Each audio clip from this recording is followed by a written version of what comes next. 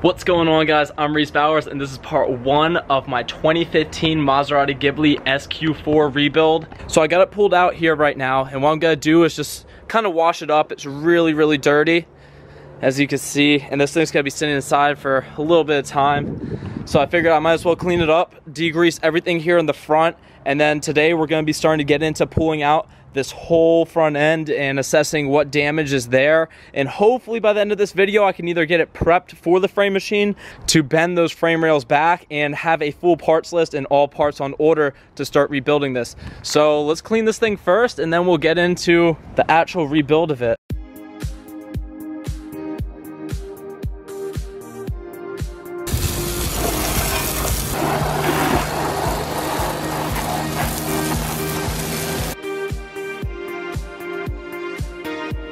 She's kind of clean. I was very hesitant to actually pressure wash down this engine bay because, you know, I've never done it to like a car like this before, and the fuse box is all open, so I really don't want to run into any issues here. But hopefully it starts up and we can back this thing inside the shop.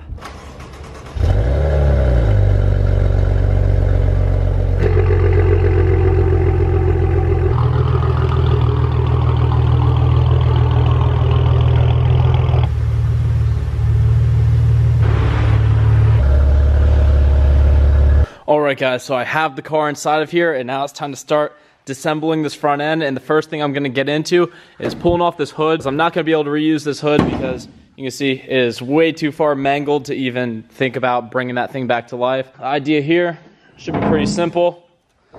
Pull the shocks off, 2 bolts on each side, and then I see there's some sort of hoses going right here, so we'll just disconnect these hoses and it shouldn't be too complicated.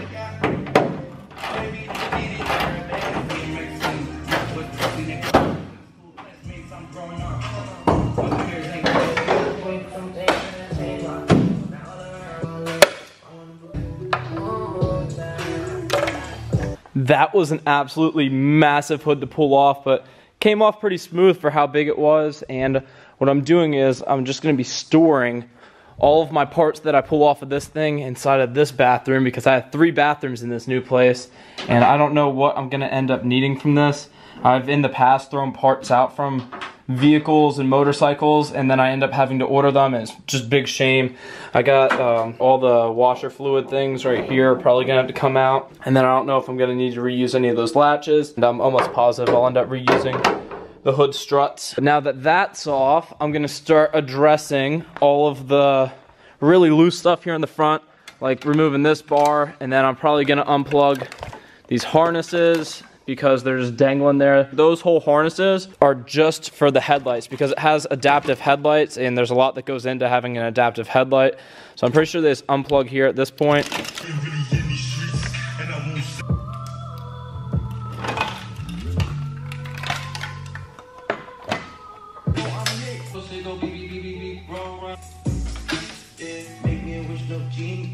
Got both headlight harnesses off of this thing, and I also pulled off the harness that is for all the front bumper sensors. Got this pulled off, which is part of this front cage, and also I got those air rams to the intercoolers pulled, and I thought this passenger side intercooler was going to be fine. You can see that tab right there is ripped off, and I can't see inside that section. From this one, you can tell when these tabs end up ripping off, it ends up ripping this whole intercooler apart, and it just kind of destroys the thing. So I'm assuming that thing is kind of destroyed on that side too. Hopefully I can find some maybe like billet aluminum ones that go in there, and then I don't end up putting the mesh over the front bumper so you can actually like see them and they look kind of cool. Next step, pulling off these right here, which is part of that front cage that's broken off, and then part of this section I think is going to be coming off. Yeah, right here. So then I can eventually pull this radiator system out.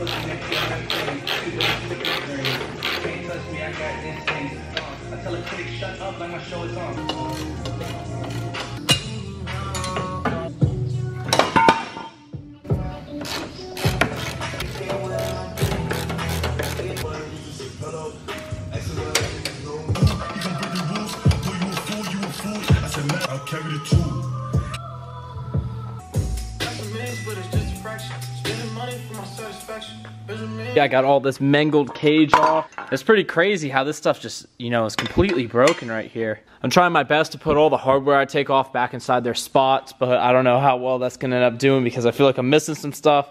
Next thing to do, I'm gonna try to pull this radiator off. I was yanking on it. I don't know if it's just jammed in there or if there's actually stuff holding it on. So I'm gonna tinker around with this for a little bit, see if I can get this front radiator off without breaking anything else. And then I'll really be able to assess how bad these frame rails are. You can see this one right here is pretty visible. It looks like it's pretty straight where the control arms are for the wheel, but it's just completely warped. Like that thing is at like a 45-degree angle right there. Pretty nuts how bent that thing is. The car is pretty straight. Like the wheel's straight right now, is driving straight with that, so you know, it's just a clean front swipe. If it was like anything further back where the wheels actually got hit, because you can see the wheels on this car, they're still like completely perfect. So it was just like the damage for the rails looks way worse than this car actually is, because if it actually got smacked right here and it bent, like it compromised the whole frame, you wouldn't be able to bend it back. But just because it was in this this front section that got swiped, I think I might be able to save these rails and bend them back. Let's get into trying to pull off this radiator.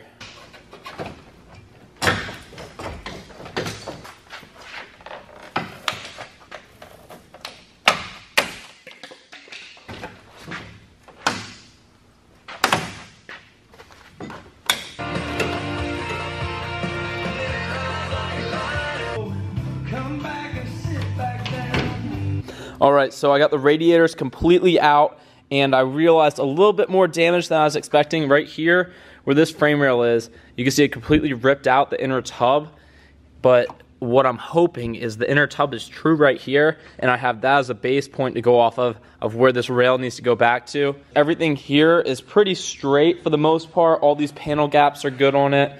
Nothing really seems to have shifted in this section, and this wheel is completely straight. It's this wheel over here that's the issue. It's curved out a little bit.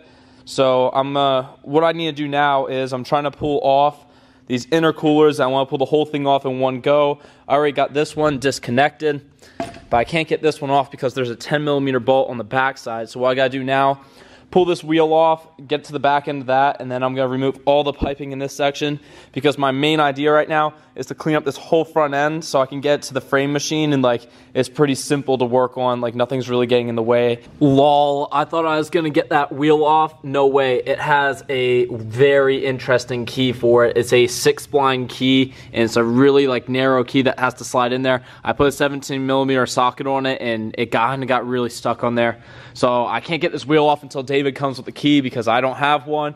So what I'm going to do now is pull off this passenger side fender, which this thing is also very mangled, which I'm almost positive I'm not going to be able to reuse this. As you can see how much it shifted by the way the primer is underneath it versus the paint.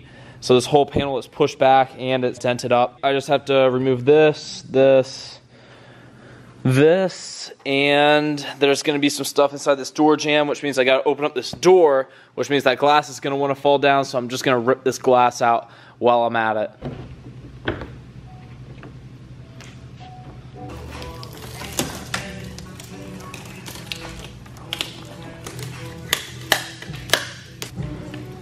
Dude, what a mess. What an absolute mess that just made pulling that glass out. There's like a piece of like plastic film in between the glass. I don't know if you can see. The back ones don't have it, but the front ones have like a little piece of plastic in between, and pulling it out, dude, there's glass everywhere now. I bet you there's so much glass inside that door panel. I'll deal with vacuuming that all out once I get the new glass in, but there's glass everywhere over this floor right now. I gotta vacuum this up before I can get to this quarter panel.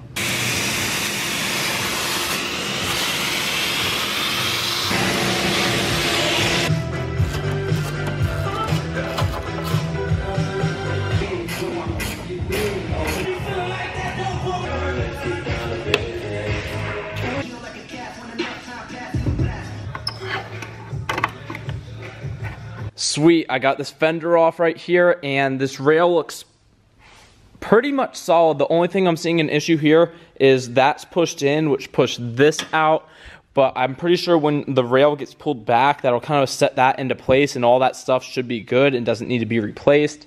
You can see I came over here, removed all this, and then I put the camera on this for a second because it's a little bent up here still, but I tried just moving around with the pliers so I can get the side skirt to fit in place. But you see the side skirt did get pushed back because right here, this is popped out.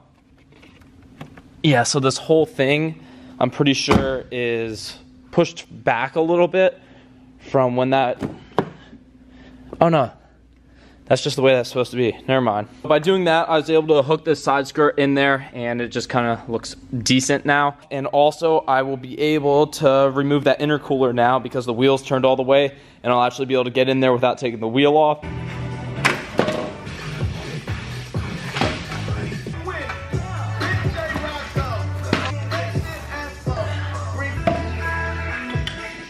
And I gotta say, I absolutely hate these right here.